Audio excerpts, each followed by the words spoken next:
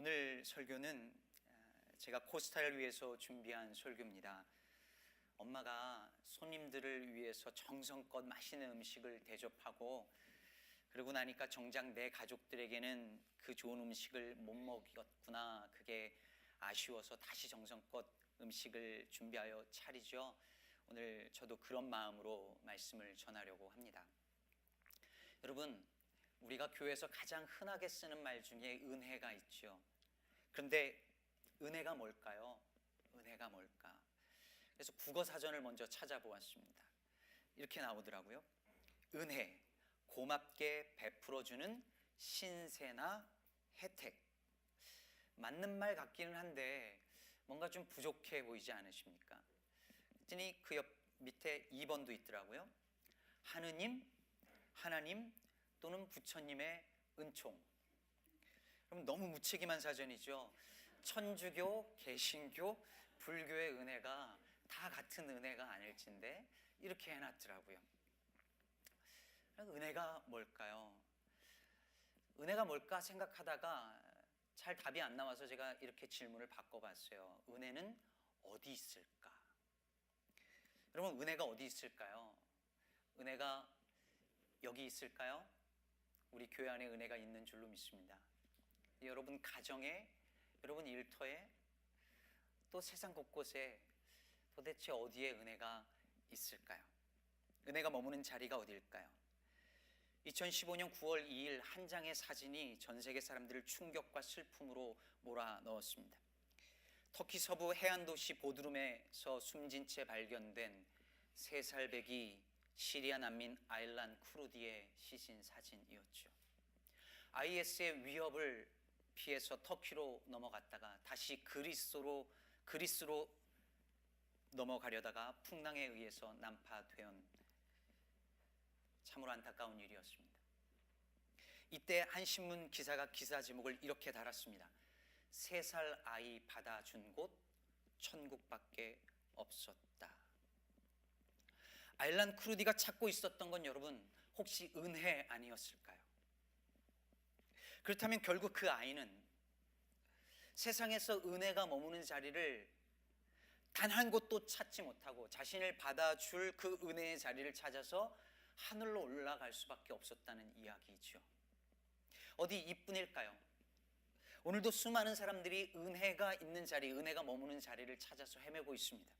시리아와 로힝야 난민들이, 미국 내 수많은 undocumented people들이, 멕시코 국경에서 부모와 세퍼레이트 되어져야 하는 아이들이, 홈리스들이, 매 주일 교회를 향하는 이들이, 오늘도 어느 교회를 가야지 은혜가 있을까 찾고 있는 수많은 가난한 성도들이, 그리고 여기 모인 저와 여러분 모두가 은혜를 찾고 있습니다. 저는 오늘 본문에 나오는 이 38년 된 병자가 찾고 있었던 것도 은혜라고 생각합니다. 너무 잘 아는 얘기죠. 예루살렘 성전 양문이라는 그 곁에 히브리 말로, 즉 아람어로 베데스다라는 못이 있었습니다. 그리고 거기에 5개의 행각이 있었고 거기에 많은 병자들이 누워 있었습니다. 여기서 양문, 쉽 게이트는 예루살렘 성벽 그 북쪽에 있는 문이었습니다. 제사에 들어갈 양을 데리고 들어간다고 해서 아마 쉽 게이트, 양문이라고 불렀던 것 같습니다. 그리고 그 옆에 베데스다라는 못이 있었어요. 이 베데스다는 이름의 뜻은 자비의 집 혹은 은혜의 집이라는 뜻을 가지고 있었습니다. 그 이름이 보여주는 것처럼 이곳에 모인 사람들은 뭘 찾고 있었던 거예요? 자비, 은혜를 찾고 있었던 것이죠. 그렇다면 여러분, 이 사람들은 베데스다에서 정말 은혜를 찾았을까요? 베데스는 정말로 그 이름처럼 은혜의 집, 은혜가 머무는 장소였을까요? 이 베데스다에는 한 전설 같은 이야기가 내려오고 있었습니다. 가끔 천사가 와서 이 못을 이렇게 움직이게 하는데 가장 먼저 들어가는 사람은 어떤 병에 걸렸든지 낫게 된다는 미스, 신화였습니다. 그것은 그냥 전설이었어요. 영어 성경에는 이게 없고, 대부분 없고, 우리말 성경에 괄호로 되어 있습니다. 왜냐하면 어떤 사본에는 있고 어떤 사본에는 없으니까요. 이게 그냥 전설이었다는 거예요. 실제로 그랬다는 얘기가 아니라. 근데 가장 먼저 들어가는 사람은 병이 낫는다. 여러분 이거 어디서 많이 듣던 논리 아닌가요? 선착순이죠. 선착순. 옛날에 한국에서 학교 다니신 분들 기억나십니까? 선생님이 선착순 그러면 저는 이 짧은 다리로 운동장을 이렇게 돌아야 했습니다. 아무리 빨리 달려도 다리 긴 애들을 이길 수는 없었습니다. 슬픈 이야기죠. 달리기만이 아니었습니다. 학교 공부도 늘 선착순이었죠. 성적순을 요구했습니다. 선착순, 성적순으로 이길 수 있었던 건 오직 제 얼굴뿐.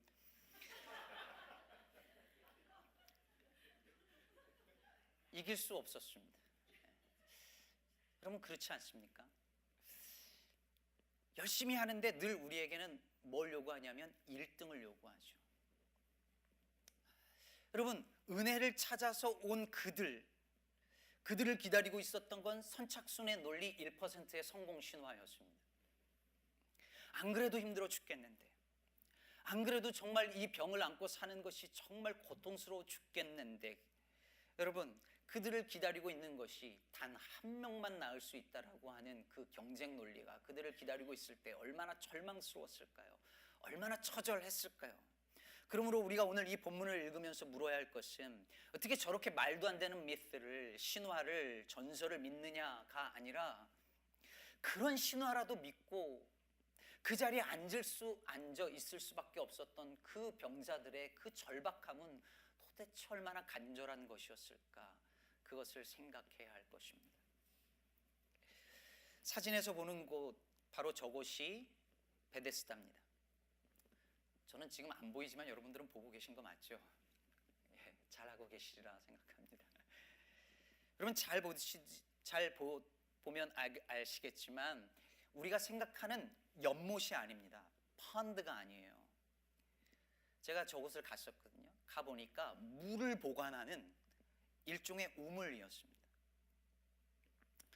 실제로 멀리서 보면 이랬을 것이라고 추정하고 있습니다.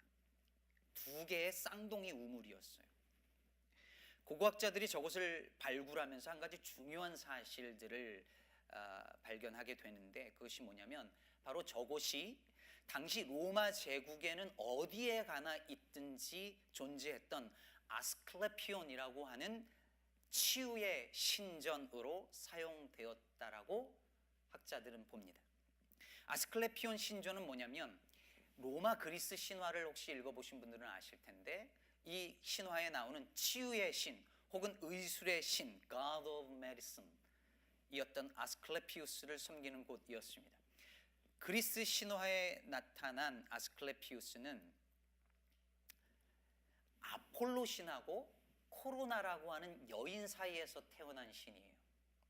그래서 죽은 자도 살릴 수 있는 치유의 능력을 가지고 있었다고 합니다. 사진을 보면 알 수 있듯이 아스클레피우스가 들고 있는 지팡이를 뱀이 이렇게 감고 있죠. 저게 저 신의 치유의 능력을 상징했습니다. 그래서 오늘날도 아스클레피우스의 뱀과 지팡이가 의학의 상징으로 사용되고 있습니다. 그래서 병원이나 앰뷸런스 보면은 저 그림이 붙어져 있지요.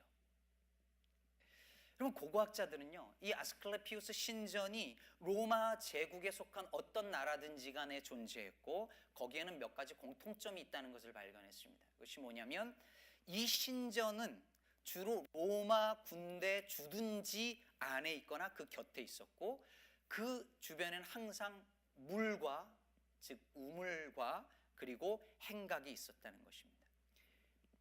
이 베데스다도 로마 주둔지였던 안토니오 요새 옆에 있었고 우물이 있었고 행각 5개가 있었죠. 이 외에도 많은 고고학적인 발굴을 통해 학자들이 이곳이 아스클레피우스 신전으로 사용되었을 것이라고 봅니다. 물론 동의하지 않는 학자들도 있지만 그래서 공식적인 아스클레피온 신전이 아닐 수도 있었지만 적어도 그 당시 사람들이 그 이방신 치유의 신의 능력을 받기 위해서 그곳으로 몰려들었다라고 하는 것은 상당히 설득력 있는 이야기입니다. 그렇다면 여러분 우리가 여기서 알 수 있는 게 무엇일까요? 은혜를 찾아서 베데스다로 간 그 병자들이 기대한 은혜는 여호와 하나님의 은혜는 아니었다는 사실이죠. 뭐였을까요? 이방신이 주는 은혜를 찾아서 거기에 간 거예요. 그렇다면 여러분, 한 가지 자연스러운 질문이 생기지 않습니까? 그곳에는 이방 사람들만이 아니라 유대인들도 몰려들었고, 특히 여기 나온 이 38년 된 병자는 틀림없이 유대인이었는데, 유대인이 어째서 이방신이 주는 은혜를 받기 위해서 거기 머물러 있었을까요? 왜? 그들이 은혜를 받기 위해서 찾아간 자리는 바로 그 옆에 있는 양문, 조금만 통과하면, 그 양문을 통과하면 기다리고 있는 여호와 하나님의 성전이 아니라, 그 성전 안이 아니라 베데스다였을까요? 성전에서는 안 받아줬으니까요. 그 양문을 통과해서 갈 수 있는 짐승은 흠 없는 양만 갈 수 있었습니다. 흠 있는 양은 갈 수 없었습니다. 그것처럼 흠 있는 병자들, 흠 있는 장애인들은 성전으로 들어갈 수 없었습니다. 성전은 자격 있는 사람에게만 자리를 내어주었습니다. 자격 없는 자들에게는 성전은 자리를 내어주지 않았습니다. 그 병자들이, 그 장애인들이 자리를 깔고 누울 한 평의 장소도 성전 안에는 존재하지 않았습니다. 그것이 바로 이 병자들이 이 양문 곁 베데스다의 자리를 깔고 여호와 하나님이 아니라 이방신이 주는 은혜라도 받기 위해서 거기에 누워 있어야만 하는 이유였던 것입니다. 사랑하는 여러분, 은혜는 어떤 관념이 아닙니다. 구체적이고 실제적인 거예요. 은혜가 없다는 것은 여기는 당신이 있을 장소가 없어요 라고 말하는 것입니다. 장애인은 안 돼요, 가세요. 여자는 안 뽑아요. 이혼했으면 안 돼요. 전과자는 가세요. 서류 미비자 안 돼요. 난민은 돌아가요. 그 정도 스펙으로는 안 돼요. 비은혜의 세상, 그레이스리스의 세상에서는 자격이 있어야 자리를 줍니다. 반대로 은혜의 세계에서는 자격 없는 자에게 자리를 내어주죠. 그것이 자격 없는 저와 여러분이 이 자리에 앉아있는 이유인 줄로 믿으시길 바랍니다. 제 얘기를 좀 할 텐데요, 지난주에 말씀드렸던 것처럼 제 고향이 충청북도 제천시였는데, 아버지께서 젊은 나이에 사업에 성공하셔서 나름 부잣집이었습니다. 2층 양옥집에 사는 부잣집 아들이었어요. 그때부터 제 얼굴에 귀티가 흐르고 그랬는데, 그렇게 살던 어느 날 전형적인 드라마 스토리처럼 아버지 사업이 부도가 났어요. 초등학교 4학년이니까 부도라는 말이 뭔지도 잘 몰랐습니다. 그게 뭐지? 근데 그 상황을 제가 이해할 수 있는 한 가지 일이 일어났어요. 그게 뭐냐면, 저희 가족이 머물던 자리가 점점 사라지고 장소가 점점 좁아진다는 거예요. 분명히 어제까지 2층 양옥집이었는데 오늘 단칸방이 돼버렸습니다. 정원이 있었는데 정원이 사라졌어요. 내 방이 있었는데 방이 사라지고 내 가족이 한 방에서 같이 살기 시작했습니다. 학교도 이사를 해야 됐고 교회도 갈 수 없었어요. 여러분, 은혜가 없는 세상에서는 가난한 사람들, 실패한 사람들이 있을 장소, 자리가 점점 사라지거나 좁아져요. 왜 그럴까요? 그 사회가 요구하는 자격을 충족시킬 수 없기 때문이죠. 자격이 안 되면 자리를 내어주지 않습니다. 심지어 교회마저 자리를 내어주지 않을 때 그들은 교회 바깥으로, 거리로, 술집으로, 마약으로, 그리고 미신이 지배하는 이 베데스다로 갑니다. 그것이 바로 성전에서 거절당한 사람들이 성 바깥 양문 곁 이방신을 섬기는 그곳에서 자리를 깔고 누워 있을 수밖에 없었던 이유였습니다. 사랑하는 여러분, 정말 은혜가 없었던 곳은 성전일까요? 베데스다였을까요? 성전엔 은혜가 없었고 베데스다에는 가짜 은혜만이 존재했습니다. 은혜가 정말 필요했던 사람들을 배제시키고 그들에게 머물 수 있는 자리를, 장소를 허락하지 않음으로 말미암아 성전은 그들을 가짜 은혜가 있는 베데스다로 내몰아 버린 것입니다. 어쩌면 그 베데스다에 존재했던 1%의 성공 신화는, 1등만을 기억하는 이 세상은 그들에게 자리를 내어주지 않은 성전에 의하여서 자격이 있어야만 우리 교회 들어올 수 있다라고 하는, 하자가 있는 사람들은 안 된다라고 하는, 어느 정도 돈도 갖추고 교양이 있어야만 한다라고 하는 그런 사람만 받는 교회에 의하여서 내몰린 사람들일 수 있고, 결국 베데스다는 성전이 만들어낸 괴물이지 않았을까요? 인류학자 김현경이라는 분은 사람, 장소, 환대라는 책에서 이렇게 말하고 있습니다. 사람이 된다는 것은 자리, 장소를 갖는다는 것이다. 요즘에도 그러는지 모르겠지만요, 예전에 한국에서 여자분들이 운전을 하다가 실수를 하면 남자분들이 그렇게 욕을 했어요. 그러면서 이렇게 욕을 했습니다. 여자가 집구석에 처박혀 있지, 왜 싸돌아다니냐고 그렇게 욕을 했습니다. 그런 욕 들어보신 분들 계실 거예요. 여자의 자리는 집구석이지 집 밖이 아니었습니다. 그럼 이게 뭘 의미할까요? 남자는 다 있을 수 있는 공적인 자리, 집 바깥의 자리를 여자에겐 내어주지 않는다는 말은 여자를 온전하고 동등한 사람으로 여기지 않는다는 뜻인 것이죠. 작년에 필라델피아에서 시내 한 스타벅스 매장에서 2명의 흑인 남성이 주문하지 않고 있다가 그 자리에 앉아 있다는 이유로 경찰에 체포된 일이 있었습니다. 친구를 기다리고 있다고 설명했지만 직원은 나가라고 했고, 그 자리를 지킨 그들은 결국 경찰 6명에 의해서 수갑이 채워진 채 체포되었습니다. 백인들에게는 당연히 주어지는 자리가 흑인에게는 주어지지 않습니다. 동등한 인간으로 여기지 않는다는 말입니다. 몇 년 전에 생때 같은 자식을 잃은 세월호 유가족 중에 2분의 어머니께서 미주 지역을 방문을 했는데, 뉴저지에 방문했을 때에 단 한 교회도 그들을 위해서 문을 열어주지 않았습니다. 교회에서 모임을 갖게 해달라고 뉴저지에 있는 온 교회를 다 돌아다녔지만 단 한 교회도 문을 열어주지 않았습니다. 살인자가 와도 문을 열어주는 것이 교회입니다. 그게 성경의 정신인데 단 한 교회도 문을 열어주지 않았어요. 여러분, 은혜가 없는 세상은 자리를 내어주지 않죠. 장소를 주지 않습니다. 여러분, 이게 바로 은혜 없는 세상의 모습이죠. 비은혜의 세상은 내게 장소를 내어주지 않습니다. 그러므로 은혜 없음은 곧 장소 없음입니다. 영어로 말이 되는지 모르겠지만 제가 만든 말이에요. 이 gracelessness means placelessness. 영어 잘하는 분들 말이 되나요?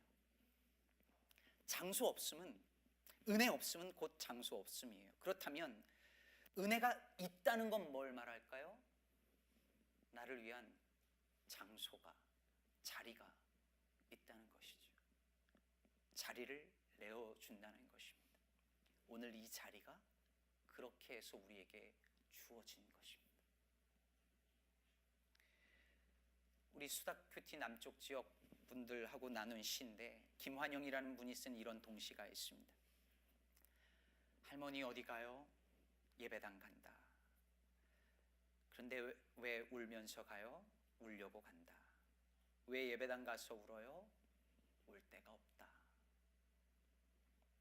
울꽃이라는 시입니다. 이 할머니처럼 울고 싶어도 울 데가 없어서 울지 못하는 이들이 우리 주변에 얼마나 많을까요? 우리 이웃들 가운데 울 곳이 없어서 눈물을 삼켜야 하는 이들은 얼마나 많을까요? 그런 이들에게 교회가 울 곳이 되어줄 때에, 그런 이들을 위해서 우리가 문을 열어줄 때에 교회는 은혜의 공동체가 되는 것입니다. 우리 교회가 누군가에게 울 곳이 되어지는, 눈물을 삼키고 살아야 하는 이민자들에게 울 곳이 되어지는 은혜의 공동체 되기를 간절히 소망합니다. 울면 무너질까봐, 울면 약해질까봐, 울면 루저될까봐 교회에서조차도 울지 못하는 사람들이 숨겨온 눈물을 쏟아내도 괜찮은, 하나도 눈치 보이지 않는 그런 은혜의 공동체가 되었으면 좋겠습니다. 우리 옆분에게 그렇게 얘기하시죠. 울어도 괜찮아. 울어도 괜찮아요. 울어도 괜찮습니다.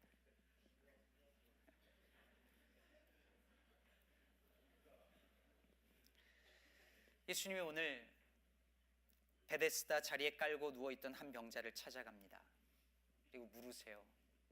네가 낫고자 하느냐? 그럼 여러분 당연히 네 주님 낫고 싶어요 이렇게 하면 되는데 이렇게 말합니다. 주여, 물이 움직일 때 나를 못에 넣어주는 사람이 없어 내가 가는 동안에 다른 사람이 먼저 내려가나이다. 낫고 싶어야 하면 되는데 그 신화를 아직도 믿고 있는 거예요. 근데 예수님께서 그 병자에게 이렇게 말씀하십니다. 일어나 내 자리를 들고 걸어가라. 여러분 충격적인 말씀이죠. 일어나 네 자리를 들고 일어나 걸어가라라고 말씀하실 때에 여러분 예수님은 그 병자에게 아무것도 요구하지 않았습니다. 병을 고쳐주기 위한 어떤 조건도 요구하지 않았습니다. 선착순의 질서가 그 순간에 무너지는 것입니다. 가짜 은혜의 집에 진짜 은혜가 임하는 순간인 것입니다. 이 병자가 일어나 자리를 들고 걸어갑니다. 여러분 어디로 갔을까요? 그동안 가지 못했던 가족이 있었던 그 자리로 갔겠죠. 자기에게 주어지지 않았던 장소들로 갔겠죠. 친구들이 있는 장소로 갔을 것입니다. 심지어 오늘 본문 14절에 보면 예수님이 그를 성전에서 만났다고 기록하고 있습니다. 드디어 성전에 들어갈 수 있게 된 것입니다. 모두 다 주님께서 그에게 내어준 자리였고 자격이 있어서가 아니라 은혜로 받은 자리였습니다. 그러나 여러분 이 38년 된 병자가 받은 가장 큰 은혜는 그가 집으로 갔다는 것도 아니고 성전 안으로 들어갔다는 것도 아닙니다. 그가 예수님 안으로 들어갔다는 사실입니다.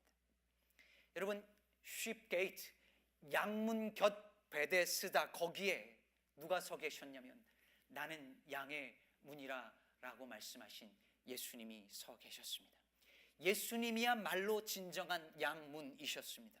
일어나 네 자리를 들고 걸어가라라고 말씀하실 때 주님은 진짜 양문이신 예수님에게로 내 안으로 들어오라고 초청하고 계신 것이었습니다. 내가 너에게 주는 자리는 모든 사람들이 차지하고 싶어하는 그 1%의 자리가 아니라 너를 향하여 문을 닫은 저 성문도 아니라 어떻게든 좋은 스펙 쌓아가지고 들어가야만 하는 그 문이 아니라 나를 통해서만이 들어갈 수 있는 너에게 활짝 열려있는 하나님 나라라고 말씀하고 계신 것입니다. 예수님이라는 양문은 흠 하나 없는 깨끗한 양만 위하여 문을 열어주지 않습니다. 상하고 찢기고 병들고 고통 속에 있는 양들을 향하여 활짝 열어주는 문이십니다. 실패하고 넘어져서 상처와 멍투성인 사람들, 세상에 수없이 많은 분들이 바로 내 앞에서 쾅 하고 다치는 것을 경험한 이 땅의 수많은 청년들, 그들에게 이 문은 언제나 열려 있습니다. 은혜는 어느 누구에게도 문을 닫지 아니하는 하나님의 사랑인 것입니다. 사랑하는 여러분, 작년에 제가 와서 청빙 설교 때 소개해드린 이정록 시인의 의자라는 시를 다시 읽어드리며 말씀을 맺겠습니다.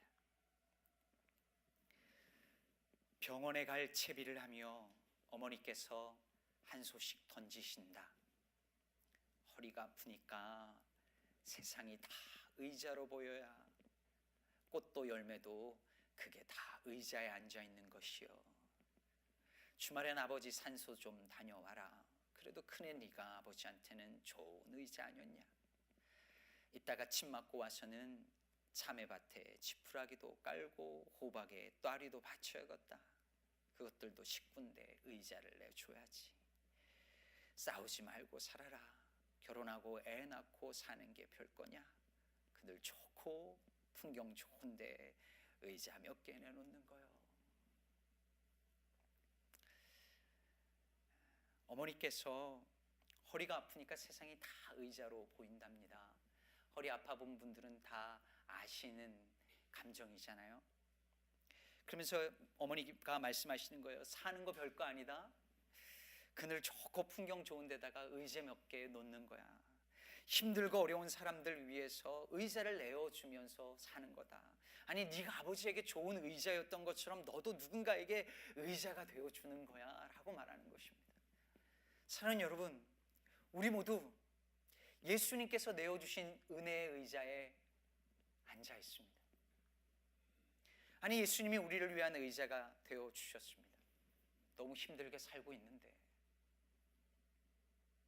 이 무한 경쟁 사회 속에서 정말 힘들게 살고 있는데, 지쳤는데, 세상 어디에서도 쉴 곳이 없고 누구도 앉을 자리 하나 나를 위하여 내어주지 않는, 그래서 너무 지쳐버린 우리에게 예수님이 친히 우리의 기댈 언덕이 되어주시고 앉을 의자가 되어주십니다. 은혜는 자격 없는 누군가에게 자리를 내어주는 것입니다. 이런 은혜를 받아 여기 앉아있는 저와 여러분, 우리도 의자 몇 개 내어주는 인생 되시기를 바랍니다. 이 비은혜의 세상에서 삶의 자리를 찾아서 헤매는 사람들, 그들을 위하여 울 곳이 되어주고 그들을 위한 은혜의 자리를 내어주는 은혜의 공동체, 우리 시카고 기쁨의 교회 되기를 주님의 이름으로 축복합니다. 기도하겠습니다.